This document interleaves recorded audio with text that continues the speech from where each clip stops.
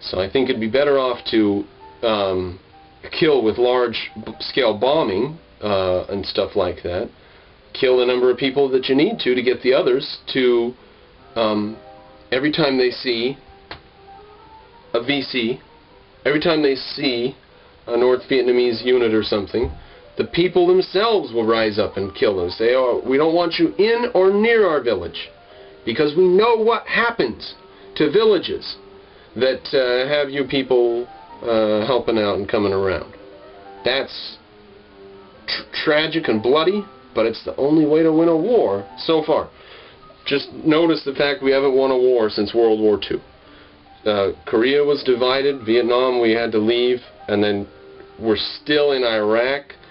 13 years of no-fly zones of the north and south end of the country, you know. 5 years, and we were done with Hitler and Japan.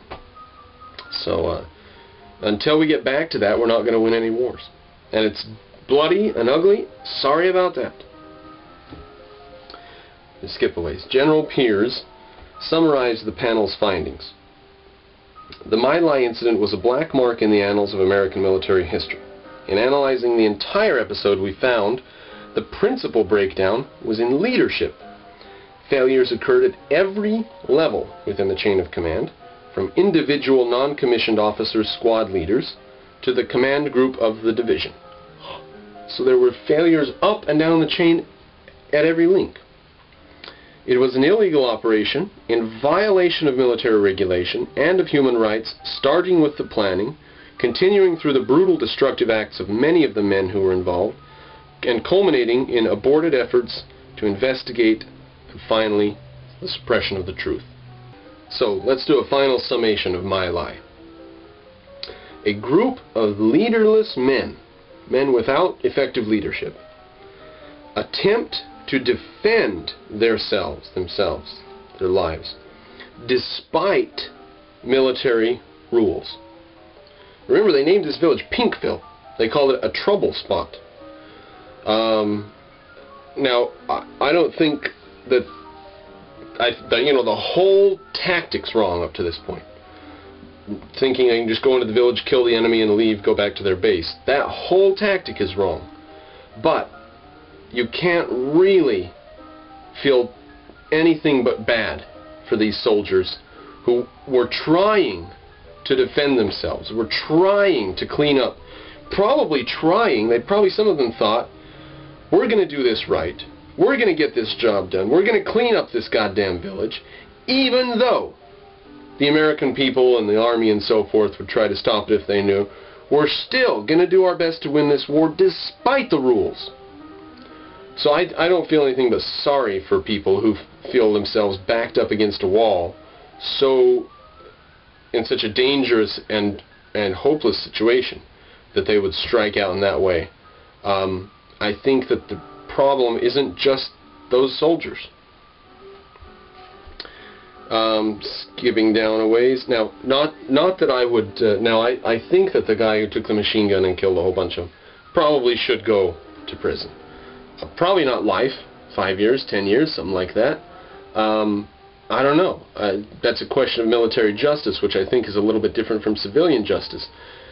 These guys play with explosives all day, every day. It's a very dangerous job, and to hold them up against a civilian code of murder. I mean, he didn't even kill American civilians. He killed foreign enemy combatants under some arguments. And 20 or 30 years earlier in the Second World War, all those civilians would have been killed by bombs without Americans even coming under fire. We wouldn't have even allowed the Americans to come under attack by a stupid village or hamlet in Germany. We would bomb it first. So I feel bad for the men having been stuck in that situation. Okay. College students, we skip a little ways down, college students who would normally have filled the officer roles remained on college campuses with draft deferments, and graduates sought other means to avoid the draft. So normally the Army would have college graduates coming into its ranks, but since they were in the draft and in a war and people didn't want to be drafted and go over Vietnam, they were short on skill coming in. Calling up the reserves or the National Guard would have made trained officers and enlisted men available to the services in Vietnam, but President Johnson chose for domestic political reasons not to do so. Okay, so Johnson didn't have the balls to call up the educated people. Not that it would have done any good. Not that it would have done any good with the tactics we were using over there. Put all the educated college graduates you want in the ranks to lead them in, and you've still got men who are told to go out, kill people in the jungle, and come back and let the enemy re-infiltrate, you know? General Palmer says, quote, "The failure to mobilize was one of President Johnson's major blunders. The Army was so hungry for officers and enlisted men that it says the Army had 350,000, you know, and then the Navy and Air Force have theirs. The Army had 350,000 men in Vietnam, which they had to replace every single year out of a total of 1 million enlisted men. So they got a million men to pull 350,000 out of, and the draft keeps replacing the million. The Army was so hungry for officers and enlisted men that it necessarily relaxed its standards to take men who would formerly have been screened out. After the disclosures of My Lai, one colonel at Fort Benning, home of Officers Candidate School, remarked, 'We have at least 2,000 or 3,000 more collies in the Army just waiting for the next calamity.'" So he said this guy, collie, who had done the terrible slaughter at My Lai, he says there's more of them. We're scraping the bottom of the barrel to recruit. Now, it seems ridiculous that out of a population of 200 million people, they couldn't find 300,000. You know, a third of 1% of the population. They should have been able to find motivated, intelligent people.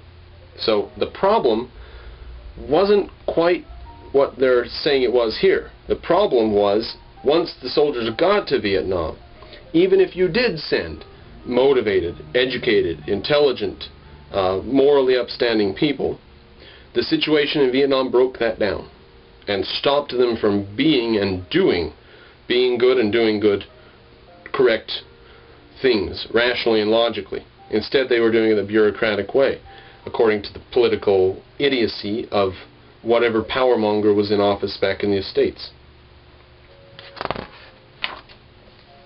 And now this method of idiocy is so entrenched that President Bush, for example,